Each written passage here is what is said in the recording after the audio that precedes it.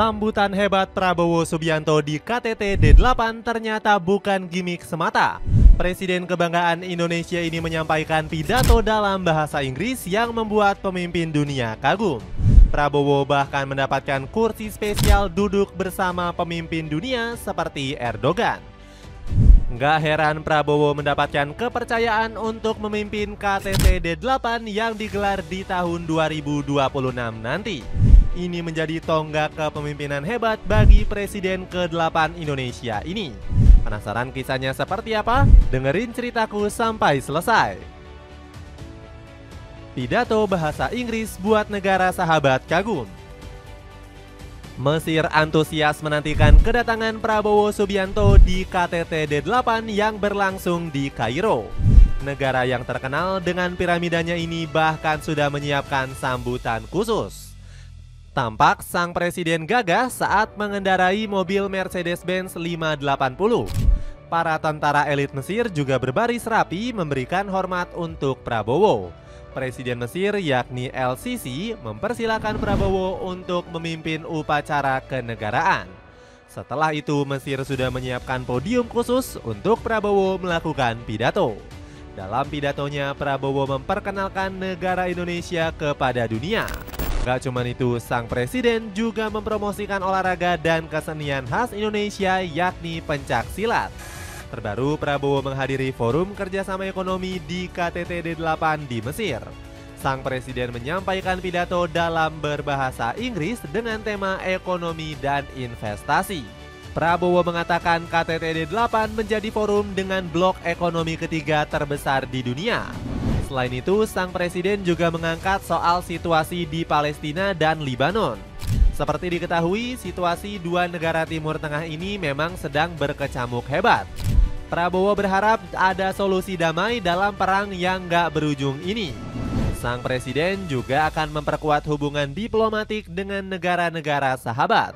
Gak heran pidato Prabowo ini menyedot perhatian besar dari para pemimpin dunia.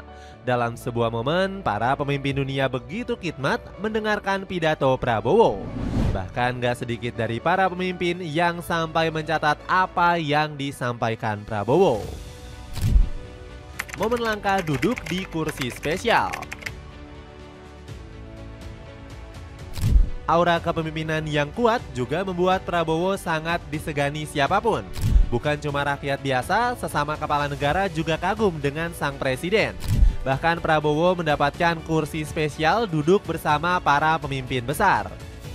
Mesir selaku tuan rumah memang sengaja menyiapkan kursi berlapis emas 24 karat untuk Pak Prabowo.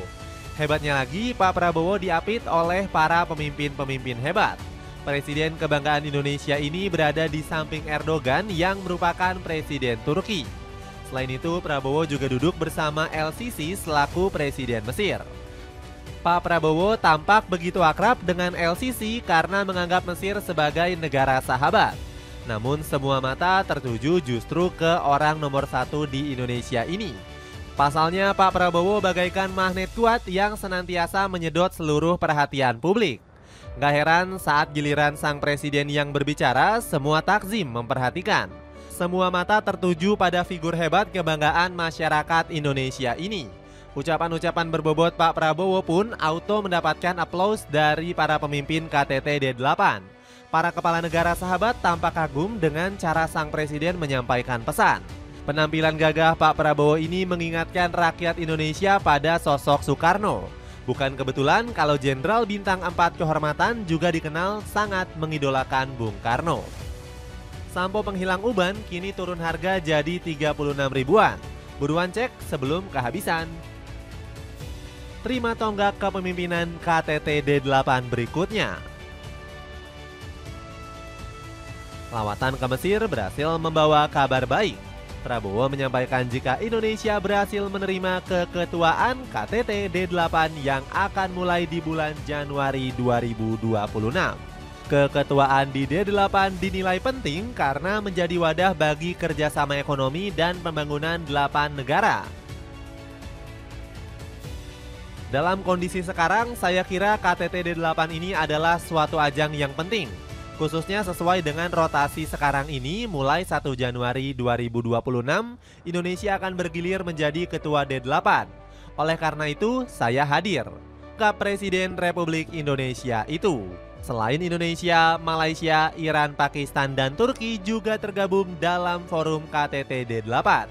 Negara-negara ini dinilai mampu memberikan kerjasama signifikan untuk kemajuan tanah air. Ditambah lagi, D8 sendiri memang punya fokus utama menjawab kebutuhan para negara berkembang. Selain itu, forum ini juga dimanfaatkan sebagai cara untuk meningkatkan posisi mereka. Kepemimpinan di forum D8 juga menjadi bukti dari besarnya peran Indonesia di forum tersebut. Pasalnya, Nusantara menjadi negara yang paling vokal dalam menyerukan kemajuan bersama.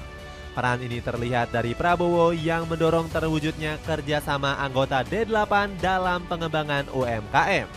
Cara ini dinilai akan menghasilkan lebih banyak kerjasama untuk Nusantara. Tanggapan media asing.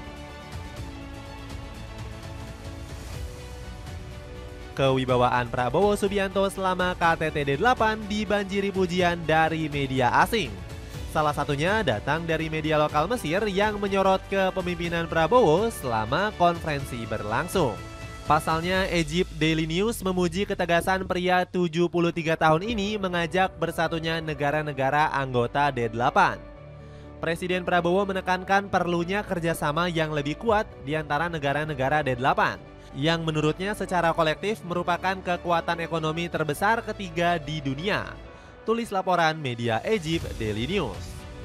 Sorotan lain kepada politisi Gerindra ini datang dari Asia News Network.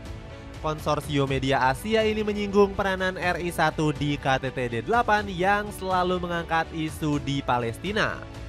Kehadiran Prabowo di pertemuan puncak tersebut dapat memberikan peluang untuk memajukan posisi Indonesia di Timur Tengah, terutama dalam merenggangnya hubungan Mesir-Iran dan isu kemanusiaan di Gaza. Bunyi laporan Asia News Network. Gak heran sikap empati Pak Prabowo kepada negeri batu kapur dipuji oleh Mahmud Abbas selaku Presiden Palestina.